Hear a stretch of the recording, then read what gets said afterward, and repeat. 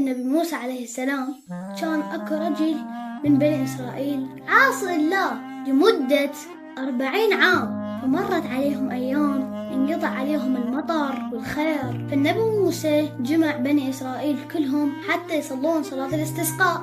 صلوا لكن ما نزل المطر، فالنبي موسى سأل الله فقال الله له: لن ينزل المطر، فبينكم عبدا يعصيني منذ 40 عام، فبسبب معصيته انقطع المطر. فقال موسى: إلهي وماذا نفعل؟ قال الله: اخرجوه من بينكم.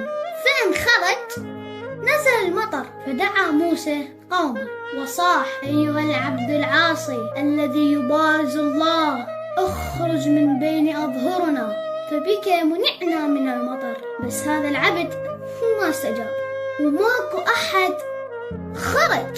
فباوع هذا العبد، عرف نفسه هو المقصود، فقال: يا رب، أنا اليوم إذا خرجت بين الناس فضحت، وإن بقيت سنموت من العطش.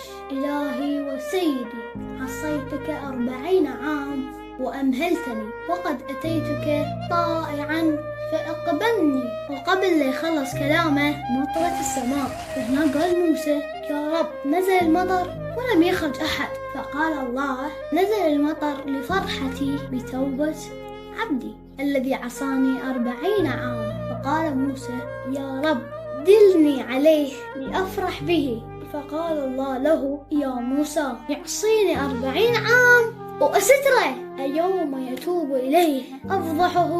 وقصة خلصت وما راح أحكي لكم العبرة، بس أريدكم تسألون نفسكم: كم مرة سترنا الله؟